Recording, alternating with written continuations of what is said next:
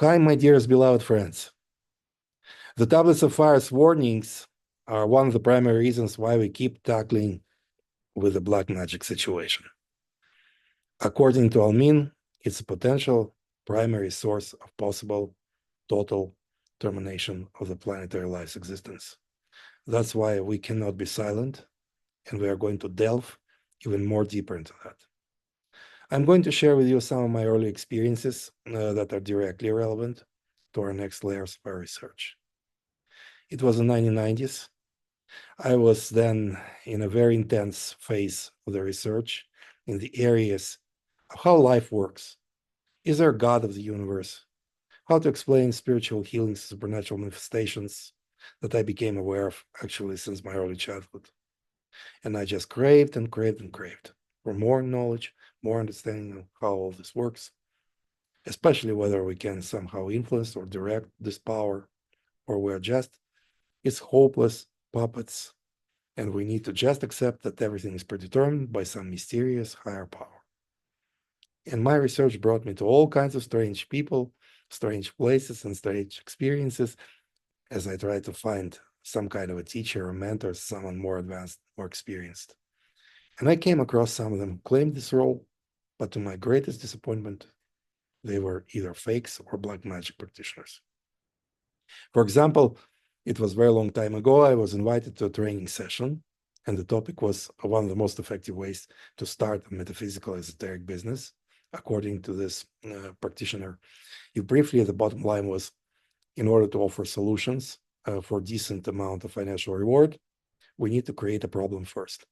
The facilitator positioned himself as exorcist and offered individual and group sessions of exorcism, casting out demons, and he told us that before casting them out, we needed to create them. And then he offered detailed instructions how to do it. I realized immediately that I was in the wrong place, and I'll never use this knowledge on people. And his instructions were about how to create so-called elementals or demons out of the ether or quantum field. We are surrounded by creative substance, and everything can be formed out of it by the power of thought, the power of intent, thought form. Now I understand why Almin is telling us not to underestimate the power of black magic. Power of mind, power of creating thought forms out of the etheric substance and projecting them into a physical world. All of these are really working methods that can either harm or heal, depending on the motives and purposes of an operator. We have two kinds of metaphysics in the world, empowering and disempowering people. If the goal is to empower, then we offer practical instructions of how people can heal and help themselves on a continual basis. In ideal, it really should be a one-time thing.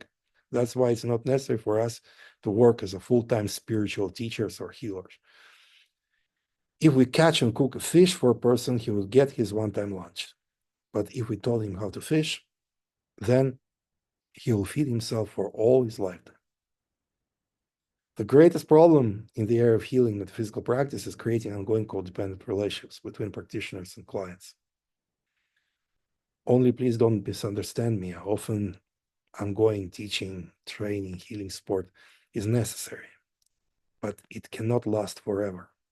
Those things must have clearly identified goals, objectives, and deadlines. For example, someone wants to learn how to work with Balvaspata healing method. First of all, we offer them initiations, of course. Initiations is always the first step in this case. Then there might be a training, certain amount of training sessions that have their beginning and their end. And after that, trainees become independent practitioners who can do the same with their next generation of students, and so on and on and on. This is something that we can clearly see and understand. Here's the offer. You will learn such and such skills for such and such period of time, and the price is such and such, equal to the skills that you learn and an amount of time of your mentor. Everything is clear, everything is transparent.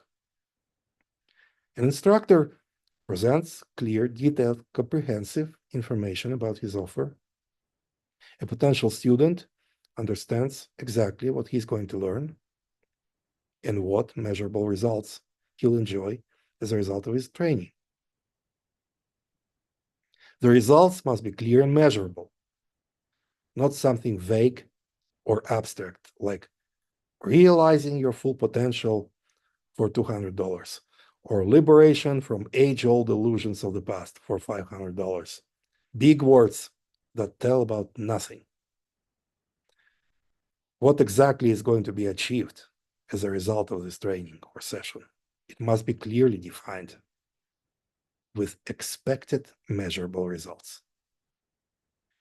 If we don't have skills to offer such things, it would be more reasonable for us to be honest with ourselves and others and just to get a regular job than to offer something, especially for money, that we are not able to accomplish. And if nothing happens, there's a back door transferring all responsibility to a client. He paid a great deal of fortune to buy more extra responsibilities, as if it's not enough problems and responsibilities of his own. But the truth is that in this case, both parties are responsible for their ignorance.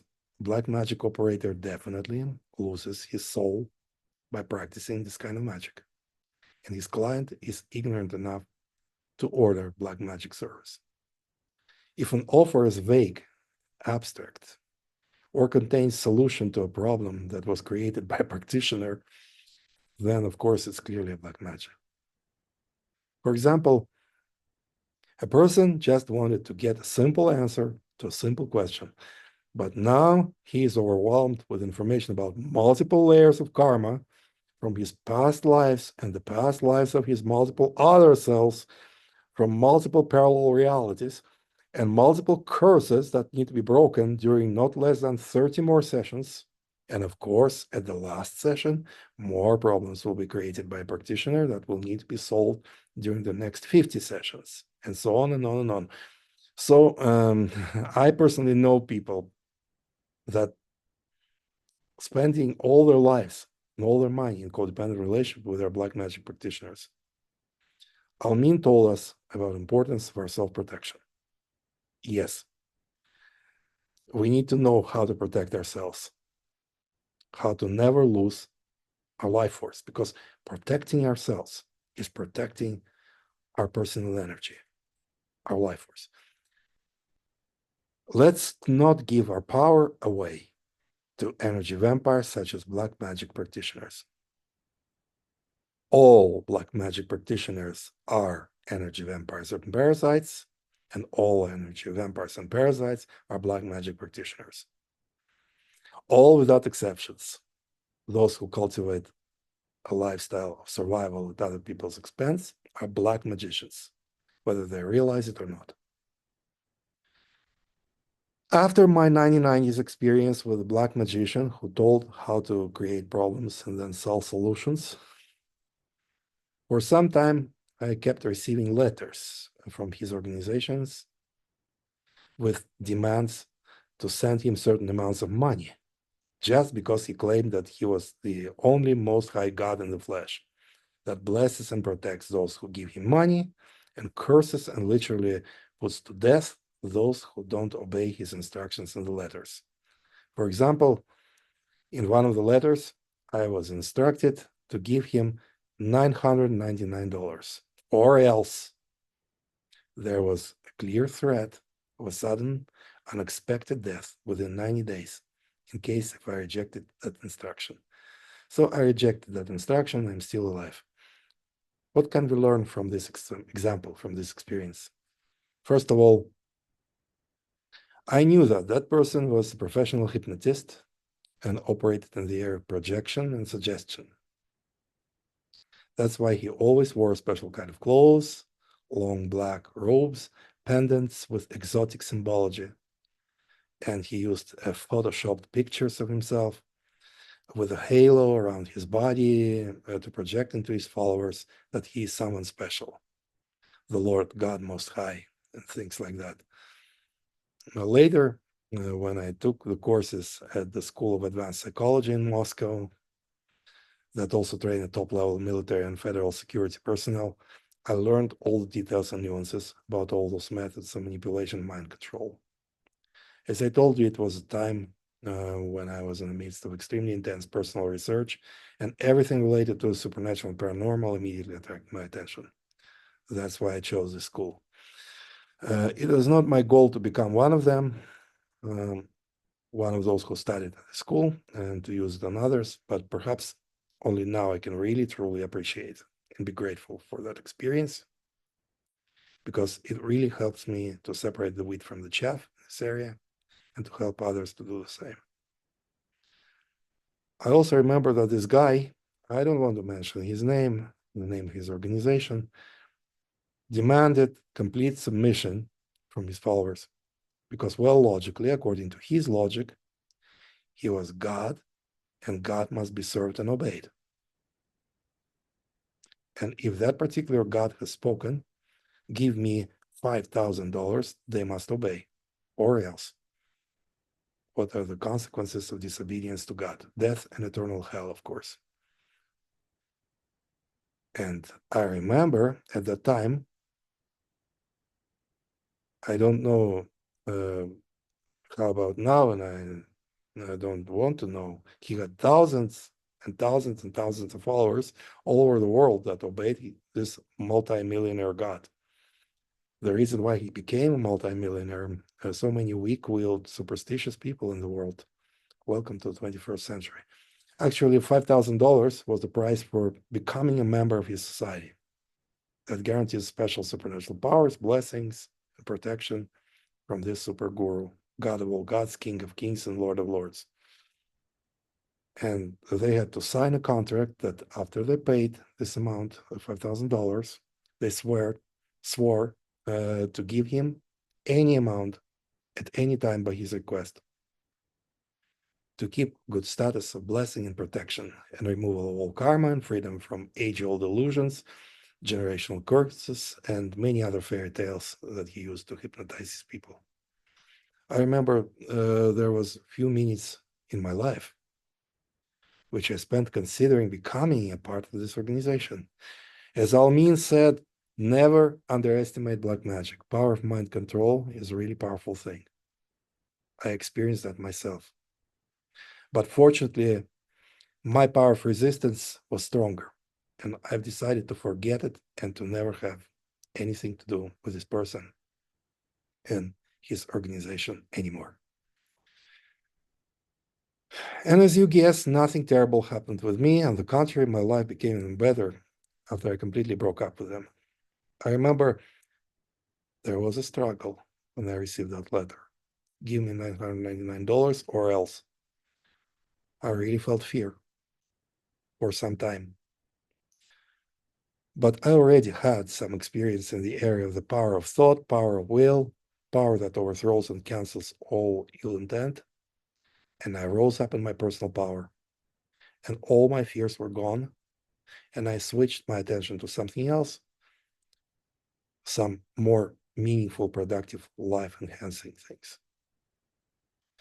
So our topic today is money. Money. According to Almin, it's our personal life force in a crystallized form.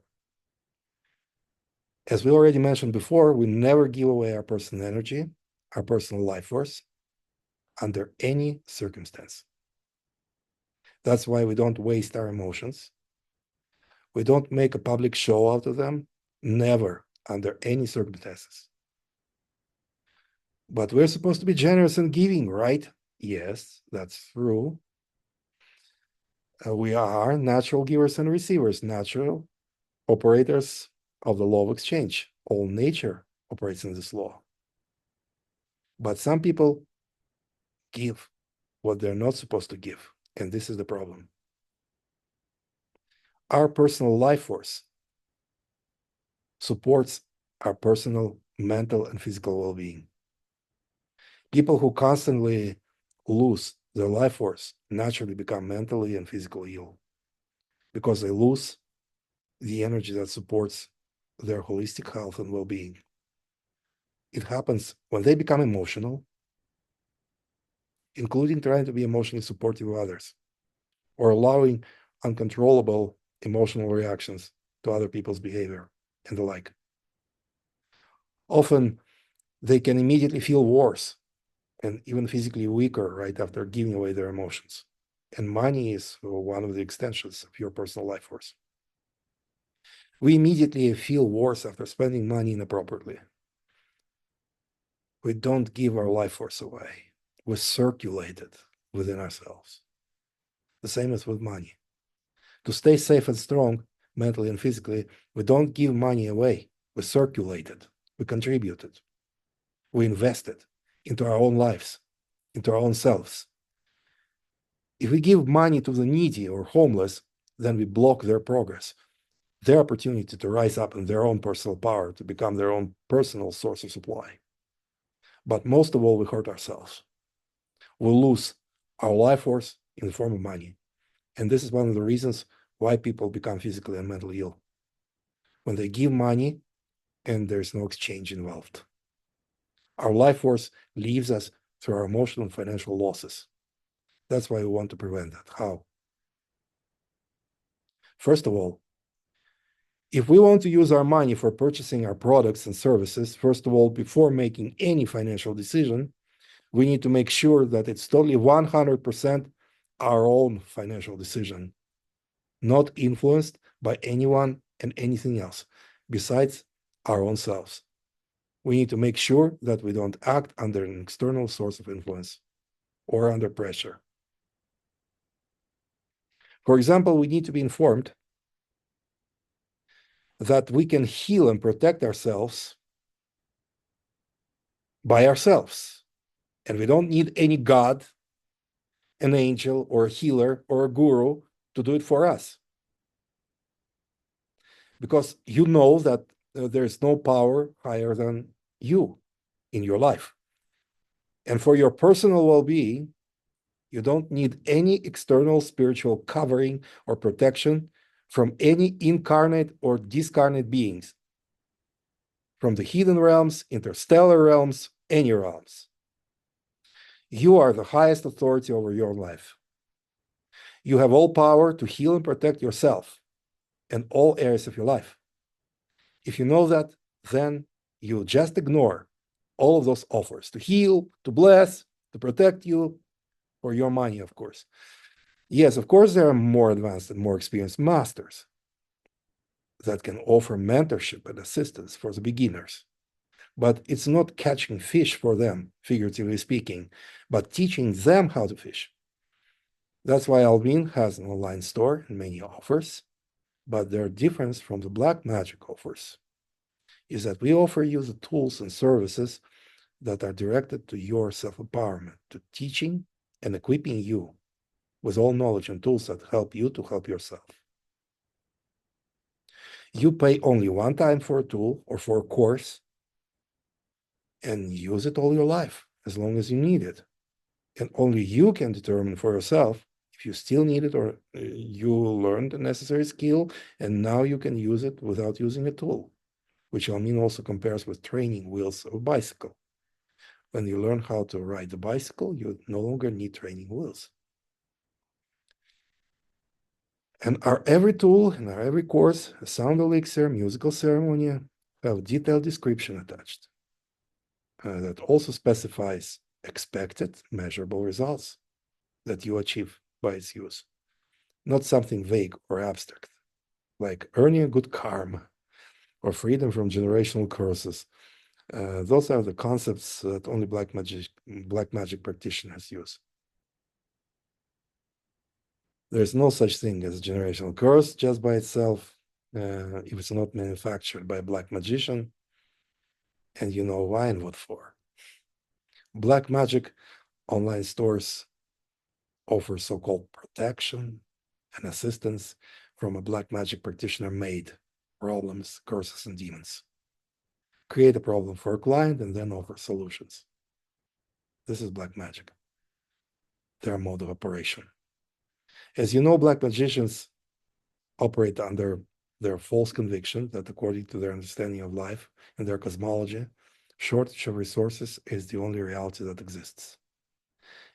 And that as if they need to fight for the resource, or to be more precise, to take them away from those who have them.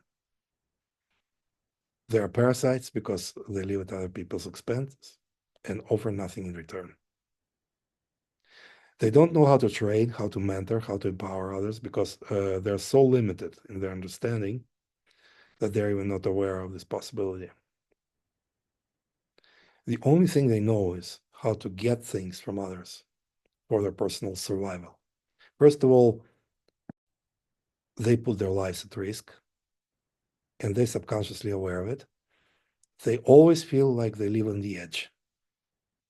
And they also subconsciously know that they can perish anytime. It's an instinctual knowledge that nature doesn't tolerate parasites and tries to get rid of them sooner or later. And they try to extend their lifetimes as much as possible, as long as possible, by using their various black magic tricks and techniques. Is there a possibility for them to renounce black magic and change their lives? Technically, yes. Everything is potentially possible, of course. I personally don't know anyone who could achieve that. But perhaps, hopefully, there are some of them who manage to do that. But it's not our responsibility to try to convince black magicians to change their lives. Our only responsibility is to responsibly manage our life force in all of its forms and expressions, including its financial expression. If you need a product or service from some of the more advanced and experienced masters, first of all, make sure that you know exactly what exactly you need and why you need it. You should be able to answer yourself those questions comprehensively with utmost clarity to make sure that you don't go you don't know where, and you don't buy you don't know for what and for what reason. Make sure that it's your personal independent financial decision. You know exactly what specific benefit you get for yourself in exchange for your money. It has to be a specific, measurable result that empowers you and enriches your life.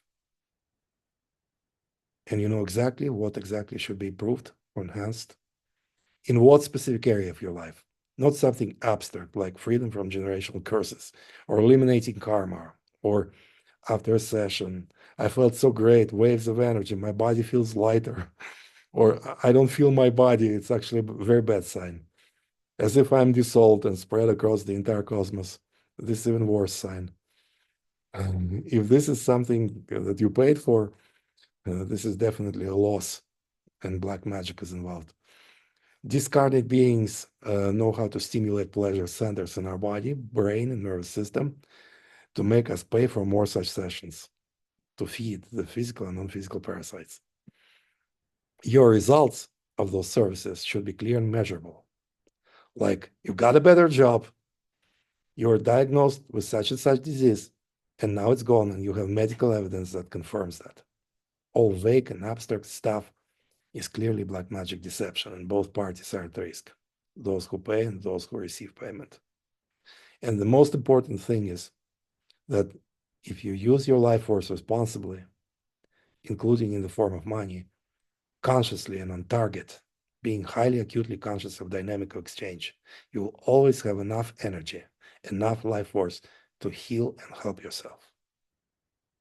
And now you clearly understand what really happens when you're offered some sort of a healing or energy session and you accept the offer without clear understanding why. Well, just in case, maybe it will help. If this is just in case, and maybe yes, maybe no, I don't know, this is clearly a loss, and the black magic is involved. If you use your money, your power, it's your life force, the most precious essence, the source of your health and well-being. You better know why you use it and what for, because you must get something specific that has a value equal to the amount that you spend. That's why if some guru asks for donation for no specific reason, one of the most deceptive trap is, I give to my guru because I love my guru. It's out of love. Then such a person definitely doesn't know what true love is. True love never supports parasite. True love is exchange. If this guru wants to offer a productive personal counseling session in exchange to the amount that is equal to the value of the service, then everything is clear and fair. But giving just because I don't know why, or because I feel like, and I can't tell why I feel what I feel, this is clearly black magic. And the easiest way to detect black magic is when you detect lack of clarity. People do things they don't know why. The effect of black magic is mind consciousness self-awareness paralysis. Some people say, I felt like I fell asleep and I did something I would never do consciously. But when I came back to my senses, it was too late. We received a question, but how about donations to Almin? We have donation box at Almin Diary website. Just recently, I had a very deep, meaningful conversation with one of our Russian-speaking Light family members who considers making a very generous financial gift to Almin, and he explained to me why. He began to list huge amounts of blessings and personal benefits that he received through Almin's work, and those things were clearly measurable and clearly precise. And a person feels like even though he purchased almost all of Almin's books and other products, it's not enough comparing to great amount of blessings and benefits that he received through Almin. First of all, this person can clearly identify and define all of those personal blessings received. And he absolutely sees connection between every particular blessing and Almin's principle or tool that produced it. Everything is clear and specific for him. The person understands the value of those blessings and clearly sees their financial equivalent, which he wants to share with Almin as a donation. Such kind of donations make absolute sense. He knows exactly what for. Sometimes someone wants to give us a generous financial gift, and we know within ourselves by inner knowing what for. We know exactly what we have done, perhaps not directly to this person, perhaps in some other circumstances, but we clearly know that we should receive some exchange for that. And here's someone with a gift. You know that now everything is balanced. But if, for example, someone tries to give us a generous financial gift, and we don't see any reason for that, then it's alarming. What does this person or organization want from us in exchange? Before agreeing to take it, it would be reasonable for us to ask them a question. What for? What do you want from me in exchange? If the answer is not clear, then we don't need such gifts. It's clearly a trap of potential dangerous, unequal dependence or codependence relationships. True exchange is always an exchange of equal values. You know how much you cost, how much is your market value, the value of your product, the value of your service. To avoid any dangerous imbalance in your personal energy, you don't want to take more than you give, and you don't want to give more than you take or not take at all. Talk to you soon.